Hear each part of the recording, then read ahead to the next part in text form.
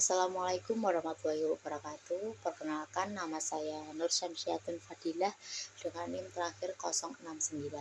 Di sini saya akan mempresentasikan tentang pembagian struktur pasar. Yang pertama yaitu definisi pasar.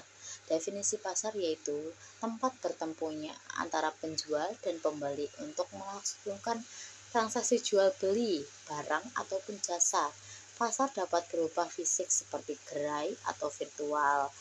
Adapun ciri-ciri pasar, yang pertama adanya kegiatan transaksi atau jual beli, ada terjadinya tawar-menawar sehingga berbentuk harga. Yang terakhir terdapat pertukaran barang atau jasa antara pembeli dan penjual. Adapun struktur pasar. Struktur pasar dalam jurnal ekonomi biasanya merujuk pada karakteristik atau organisasi suatu pasar yang mempengaruhi perilaku serta interaksi antara pelaku ekonomi, baik produsen maupun konsumen. Struktur pasar menentukan tingkat persaingan, mekanisme harga, dan efisiensi pasar. Dalam perspektif Islam, struktur pasar merujuk pada sistem ekonomi yang berbasis prinsip syariah, di mana aktivitas jual beli dilakukan dengan keadilan, kejujuran, tanpa praktik yang merugikan salah satu pihak. Di sini ada beberapa contoh struktur pasar, ada 6, yaitu pasar monopoli, duopoli, oligopoli, pasar persaingan monopolistik, monopsoni, dan juga pasar persaingan sempurna. Oke, yang pertama pasar monopsoni. Pasar monopsoni adalah struktur pasar di mana hanya terdapat satu penjual saja atau produsen yang menguasai seluruh penawaran suatu barang atau jasa tanpa adanya barang pengganti yang dekat. Dalam kondisi ini, penjual memiliki kekuatan penuh untuk menentukan harga dan jumlah barang yang ditawarkan, sementara konsumen tidak memiliki alternatif lain. Adapun 4 ciri-ciri pasar monopoli yaitu hanya satu penjual, tidak memiliki barang pengganti yang mirip, hambatan masuk yang tinggi atau terdapat dari perusahaan lain. Yang keempat, penentuan harga oleh perusahaan. Yang kedua yaitu pasar duopoli adalah struktur pasar di mana terdapat ada dua produsen atau penjual yang mendominasi penawaran suatu produk, barang atau jasa tertentu. Dalam kondisi ini, keputusan yang diambil oleh salah satu produsen akan secara langsung mempengaruhi produsen lainnya, menciptakan interaksi strategis yang signifikan antara keduanya. Adapun ciri-ciri pasar duopoli, yang pertama hanya ada dua produsen utama, yang kedua adalah interaksi strategis yang tinggi, yang ketiga adalah persaingan yang ketat, yang keempat adalah hambatan masuk yang tinggi atau perusahaan baru, yang kelima adalah diferensiasi produk atau persaingan harga. Yang ketiga yaitu pasar oligopoli. Pasar oligopoli adalah bentuk pasar persaingan tidak sempurna di mana penawaran suatu jenis barang dikuasai oleh beberapa perusahaan. Umumnya jumlah perusahaan dalam pasar ini lebih dari 2 atau kurang dari 10.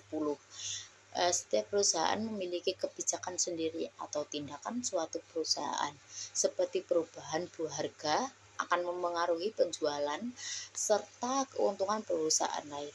Hal ini terjadi karena perusahaan menyadari bahwa kebijakan yang diambil oleh suatu perusahaan akan berdampak pada perusahaan yang lainnya. Adapun ciri-ciri pasar oligopoli yaitu yang pertama, hanya ada beberapa produsen yang memperdagangkan produk homogen. Yang kedua yaitu produk dapat mempengaruhi harga pasar. Yang ketiga adalah produsen saling bergantung dan bekerja sama untuk menentukan keputusan seperti harga barang, stok pasar, atau jumlah produksi. Yang terakhir adalah pesaing baru sulit menembus pasar. Oke, yang selanjutnya adalah pasar persaingan monopolistik. Pasar persaingan monopolistik adalah struktur pasar di mana terdapat banyak produsen yang menawarkan produk, namun dengan perbedaan tertentu seperti variasi dalam desain, kualitas, atau fitur lainnya. Meskipun produk-produk ini memenuhi kebutuhan yang sama, diferensi tersebut membuat konsumen dapat membedakan produk dari satu produsen dengan produsen lainnya. Adapun ciri-ciri dari pasar persaingan monopolistik yaitu banyak penjual dan pembeli, yang kedua produk yang dijual berbeda corak, yang ketiga penjual memiliki sedikit kekuasaan untuk mempengaruhi harga, yang keempat yaitu penjual mudah untuk masuk ke dalam pasar maupun keluar pasar. Yang selanjutnya yaitu pasar monopsoni. Bisa dilihat di sini, pasar monopsoni adalah bentuk persaingan pasar tidak sempurna di mana terdapat banyak penjual tetapi hanya satu pembeli saja. Dalam situasi ini, pembeli tunggal memiliki kekuatan untuk menentukan harga atau jumlah barang atau jasa yang dibeli. Sementara penjual tidak memiliki banyak pilihan selain menerima syarat-syarat yang ditetapkan oleh pembeli tersebut. Contoh dari pasar monopsoni ini terjadi di komoditas pertanian atau bahan mentah. Adapun ciri-cirinya yaitu jumlah penjual banyak, pembeli tunggal. Yang kedua, produk yang diperdagangkan biasanya bahan mentah. Yang ketiga, pembeli menentukan harga. Yang keempat, pendapatan penjual tidak. Yang terakhir adalah pasar persaingan sempurna. Pasar persaingan sempurna adalah struktur pasar di mana terdapat banyak penjual dan pembeli sehingga tidak ada satupun pihak yang dapat mempengaruhi harga secara signifikan. Produk yang ditawarkan bersifat homogen, informasi pasar tersedia secara sempurna, dan pelaku usaha bebas masuk ataupun keluar dari pasar tanpa hambatan. Dalam kondisi ini, harga ditentukan oleh mekanisme pasar melalui interaksi antara penawaran dan permintaan. Adapun ciri-ciri pasar persaingan sempurna yang pertama yaitu jumlah penjual dan pembeli banyak, barang atau jasa yang dijual bersifat homogen. Yang ketiga yaitu informasi pasar tersedia secara sempurna.